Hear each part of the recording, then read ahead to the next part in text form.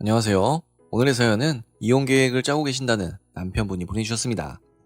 아내가 아는 사람 결혼식에 갔다가 그대로 연락을 끊었고 그 이면에 놀라운 진실이 있었다고 하시네요.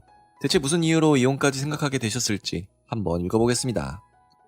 생각할수록 화가 납니다. 그 연혼들의 인생을 어떻게 하면 망칠 수 있을까? 지금도 생각만 드네요.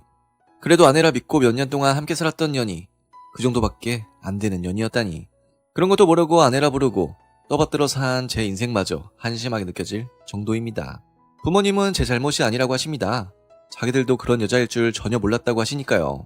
맞는 말 같기도 합니다. 이런 해픈 여자인 줄 알고 결혼을 했겠습니까? 가면을 잘 쓰고 있던 그년이 물 만나 가면을 벗어버렸고 그 결과 지금의 사태가 벌어진 것이죠. 돌이켜보면 정말 이 일 터지기 전까지는 아내의 참모습에 대해 전혀 몰랐습니다. 겉보기에는 정말 멀쩡했거든요. 저뿐만이 아니라 우리 부모님도 동의하시는 부분입니다. 그 애가 그런 애일 줄 알았냐? 알았으면 우리가 결혼을 안 시켰지. 그 사태가 터진 지 한 달이 지났지만 지금도 우리 부모님이 매일같이 하시는 말씀입니다. 그년이랑 제가 만난 건 5년쯤 전의 일이었습니다. 저는 그때 막 가게를 개업한 사람이었고 그녀는 우리 가게에 물건 넣어주는 곳 직원이었죠. 중요한 거래처라서 몇 번 드나들다 그년이랑 만났고 그렇게 가까워졌습니다. 만난 지 1년 만에 대형 악재로 가게를 접게 되었지만 다행히 권리금 그대로 받고 가게가 나가는 바람에 생각보다 피해는 크지 않았죠. 이후 저도 새 직장을 구하고 그녀와 만남을 이어나갔습니다. 결혼한 지는 3년 되었고요. 결혼 전에도 후에도 아내가 큰 문제를 일으킨 적은 없습니다. 지금 생각해보면 마음에 걸리는 부분이 없지는 않았어요. 아내가 술이 많이 되면 종종 이렇게 말하는 겁니다. 누구누구야 누구누구야 이 망할 새끼야. 저 누구누구는 제가 모르는 사람의 이름이었습니다. 많지 않은 사람이 떠드는 이야기를 일일이 끄집어내는 것도 웃긴 일이라 모른 척 했거든요. 하지만 술이 떡이 될 때마다 제가 모르는 사람 이름을 부르더군요. 한 번은 제가 물어봤습니다. 자기는 술만 먹으면 누구누구라고 부르는데 그게 누구야? 내가 누구누구라고 불러? 그래, 얼마나 부르지는지 몰라. 글쎄, 모르는 사람인데. 이렇게 말하는 아내 표정이 정말 모르는 게 아니라 알면서 모르는 척하는 표정이었거든요. 하지만 저 역시 모르는 척했습니다. 설마 아내가 바람을 피우리라고는 생각하지 않았거든요. 그리고 아내 생활 방식을 제가 잘 알아서 바람 피우는 환경 자체가 아니라는 것도 잘 알고 있었습니다. 직장 끝나면 언제나 집에 바로 돌아왔고 아내 직장에 제가 종종 가기 때문에 비밀을 만드는 게 불가능했으니까요. 아내의 흑역사나 혹은 아픈 추억일지 모른다는 생각에 누구누구라는 인간에 대해서는 모른 척하기로 했습니다. 그년이 그런 년인 줄 알았다면 그때 어떻게든 밝혀내야 했는데 말이죠. 뭐 그때 밝혀봐야 별 소용없겠지만요. 그리고 한 달 전의 일이었습니다. 아내가 아는 사람 결혼식에 다녀온다고 하더군요. 문제가 되리라고는 전혀 생각 못하고 그냥 다녀오라고 했어요. 잘 다녀와. 늦으면 전화하고. 알았어. 이런 일상적인 대화가 그년과 마지막으로 나눈 정상적인 대화가 될 줄을 몰랐죠. 그녀는 예상대로 결혼식에 참석했고요. 그날 밤이 되어도 돌아오지 않더군요. 친구들도 많이 참석한다고 들어서 좀 늦을 수 있다고 생각했습니다. 그런데 밤 12시가 넘어도 돌아오지 않더군요. 그녀는 면허가 없어서 대중교통 끊기면 택시 타고 돌아올 수밖에 없거든요. 저나 그년이나 택시비 아까워해서 택시도 잘 안 타고요. 그런데도 언제로 오는 게 영 이상한 겁니다. 참다 못해 전화를 했는데 안 받아요. 전화를 걸면 분명 신호가 가는데 안 받습니다. 몇 번이나 걸었는데도 마찬가지였어요. 결국 다음날까지 그 사태가 이어졌습니다. 저는 아내 걱정에 잠도 제대로 못 이뤘죠. 새벽에 간신히 잠들었다가 아침에 벨소리에 눈을 떴는데 알람이 아닌 전화벨 소리였습니다. 제 아내인 줄 알았는데 모르는 번호입니다. 혹시나 경찰서 같은 데가 아닌가 싶어 얼른 받았죠. 여보세요? 누구누구씨 되십니까? 생전 처음 듣는 남자 목소리였습니다. 맞는데요? 누구세요? 누구누구 남편 되시는 거 맞죠? 네, 맞는데요. 이때까지만 해도 경찰이 아내가 무언가 사건에 휘말렸다는 소리를 하는 줄 알았습니다. 지금 생각해보면 차라리 그게 나은 일이었을 텐데요. 나 누구누구 남자친구 되는 사람입니다. 뭐라고요? 누구누구 남자친구라고요? 그렇게 아시고 이혼 준비하십시오. 이런 말을 듣고 사람이 이성을 찾을 수 있겠습니까? 저도 모르게 욕을 했어요. 야, 이 새끼야, 너 뭐하는 새끼인데 장난전화야? 장난전화 아닙니다. 내가 누구누구 진심으로 사랑하고요. 곧 결혼할 겁니다. 그리 알고 이혼 준비하세요. 그리고 전화를 끊는 겁니다.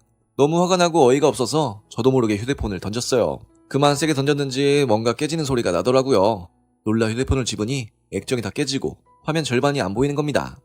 그렇게 박살이 난 휴대폰인데도 전화 기능은 작동하더군요. 다시 전화가 왔는데 이번에는 아내였습니다. 여보세요? 처음에는 아내 목소리가 정말 반가웠습니다. 어디 미친놈이 아내 몰래 헛소리를 한 것으로 생각했죠. 자기야, 지금 이상한 놈한테 전화가 왔는데 그보다 자기 어디야? 그 사람 이상한 놈 아니야. 뭐라고? 전에 자기도 말한 적 있지? 내가 술만 먹으면 찾는다는 누구누구.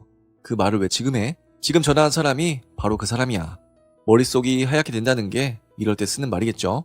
전 너무 놀라서 정말 한동안 아무 말도 못했습니다. 그러다 뒤늦게 그때껏 전화를 안 끊는 아내에게 물었죠. 그 사람이 왜 나한테 전화를 해? 그 사람 오랜만에 봤어. 어제 결혼식장에서 다시 만났지. 지금 무슨 소리 하는 거야?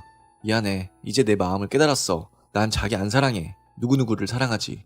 듣고서도 믿지 못하겠더군요. 그래도 어제까지 내 아내로서 함께 살았던 사람 입에서 이따위 말이 나올 수 있는가? 생각은 그렇게 했어도 사람이면 어떻게 자기 입으로 이런 말을 떠들 수 있는가? 다시금 머릿속이 하얘지더군요. 이 아이 미친년아. 참다 못한 저는 욕설과 함께 전화를 끊었습니다. 그날은 너무 화가 나서 직장도 병가를 냈어요. 그날 밤까지도 제가 잘못 들은 것이 아닐까 싶었습니다. 제가 잘못 들었다면 그녀가 다시금 전화할 거라 믿고 부서진 전화기만 바라보았는데 아니더군요. 전화 대신 문자가 한 통 왔습니다. 미안해. 나 누구누구 정말 사랑해. 우리 결혼생활 이만 정리하자. 이런 내용의 문자 말이죠. 그 문자를 보고 나니 악만 남더군요. 정말 아내라는 년은 물론 그 상대 남자도 어떻게든 박살을 내야겠다는 생각이 들었습니다. 그래서 부모님께 이 사실을 알렸습니다. 지금은 은퇴하셨지만 어머니는 10년 넘게 변호사 사무실 직원으로 일하셨거든요. 아무래도 이런 일에 대해서 잘 아시리라 생각하고 부끄러움을 무릅쓰고 조언을 구했습니다.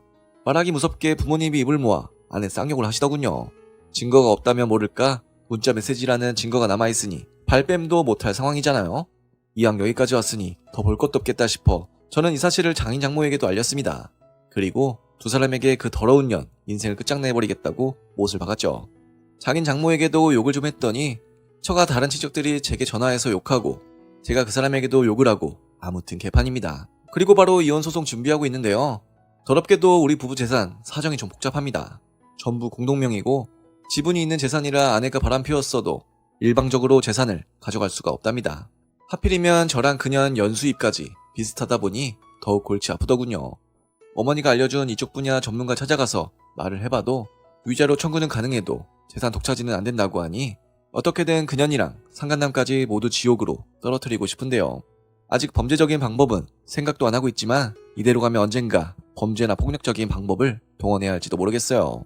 가능한 그런 꼴은 안 보기 위해 법의 테두리 안에서 복수를 할 방법을 찾고 있지만 여의치 않다면 제가 무슨 짓을 할지도 스스로 잘 모르겠습니다.